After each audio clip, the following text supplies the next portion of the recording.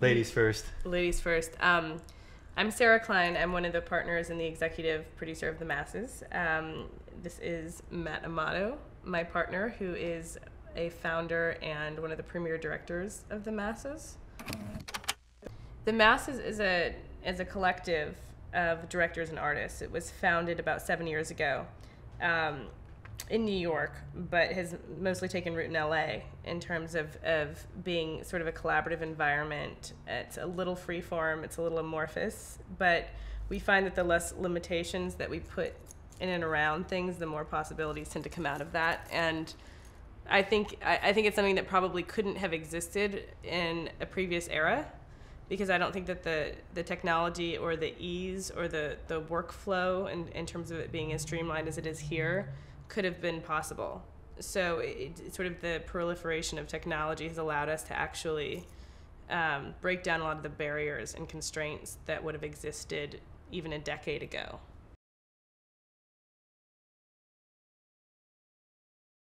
For a filmmaker, you get camaraderie, support, ideas, staying up all night, doing your stuff, and then there's somebody doing the same. It's not so lonely. There's a sense of family. It's really exciting to see other people get their legs. Some of these young directors, the work that they do is very exciting. So I guess it's inspiration, it's support, it's community. We have amazing parties. We sponsor screenings throughout the year. So there's like a real sense of spirit, loving life and what you do. And it's fun. So I get a lot out of being here.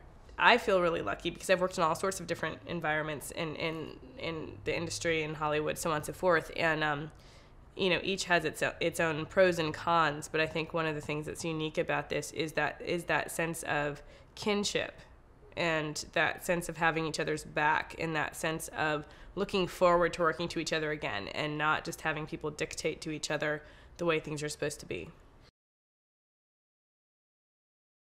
There's a lot of pulling each other into jobs, and since a lot of them are short term, it's, looking at the guy behind you saying, hey, do you want to produce this thing for me this week? Or turning to the guy to your left saying, hey, do you want to edit this project I'm doing? And people wear a lot of different hats, and they actually adapt quite easily between all these different roles. And I think that that's incredibly unique, that people have the capacity to do that at all, because it's not easy sometimes to go from producing something to editing something.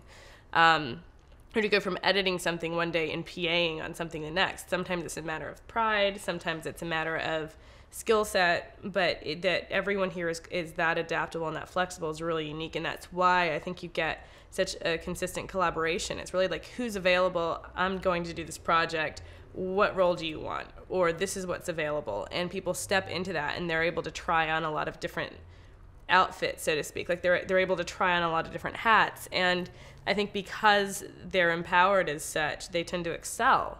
The very first job that Heath Ledger did with our collective is a Ben Harper video called Morning Yearning, and the very first thing he did when he got to set is pick up a mop and clean the floor. And I believe he created a precedent for the rest of us by doing that. That a director isn't, it's not about power. It's not about how much better you are than the other person, or that you're beneath taking out the trash. Or there is no hierarchy on the set in terms of, oh, you're the director, you're the big shot. That's bullshit. There is none of that. And if there's any of that around, those people don't last very long around here, because you do have to take out the trash. You do have to mop the set. Everybody works the same amount of hours. There's nobody who's overburdened by anything. We all help each other. So it's, everybody has to do those things. If you're a director, you don't just fly in and call the shots and fly out. It's like you're aware of the equipment, you're aware of the cost of everything, you're aware of the budget, and you're responsible. And everybody's together. Everyone has this infrastructure and this platform and this vehicle to develop themselves as artists and to create their work and to expose their work, which is a pretty amazing thing to have. Part of what you have to be prepared for with that is a certain amount of openness with your work, because it's kind of on display all the time as you're doing it, and there are people passing in the background, and so it's if you're someone who's more comfortable shutting the door and closing out the world and working in private until it's just perfect, then this probably isn't the best environment, because you're not going to find that level of privacy. But what you are going to find are a lot of, I think, sensitive minds and sensitive voices who are, have that emotional intelligence to recognize when their feedback is constructive and when it's detrimental. I think, to me, it's a bit of a democratization of filmmaking, where it's separates the men from the boys a bit, because you can no longer say, oh, well, I would have loved to have done that if someone would have given me the opportunity. Yeah, I think there will always be people that think if they stumbled into it, or if somebody, knocked on their door and, handpicked them and gave them all these resources and access, that then maybe they would have gone off to have been a great filmmaker. I think now there's kind of no excuse. So if you really have it in you, if you have the gumption and you have the stamina and you have the tenacity to become a great filmmaker, there's really nothing standing in your way.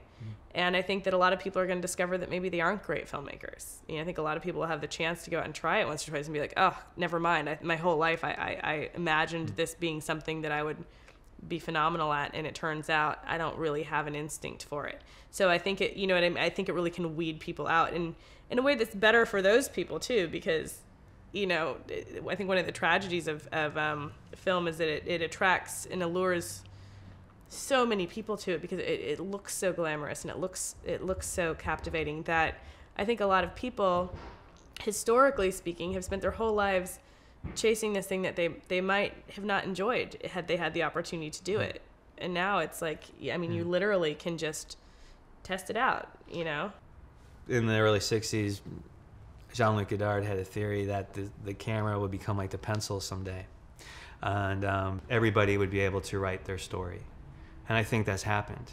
And I look forward to seeing the stories that everybody can write, so I get to understand you better. And I'd like to see how Sara would make a film.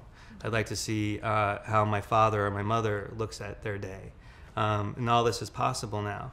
One of the reasons why we're called the masses is that it's a word that means everybody. It's not exclusive. So we all have a story to tell, and digital filmmaking allows us to do that.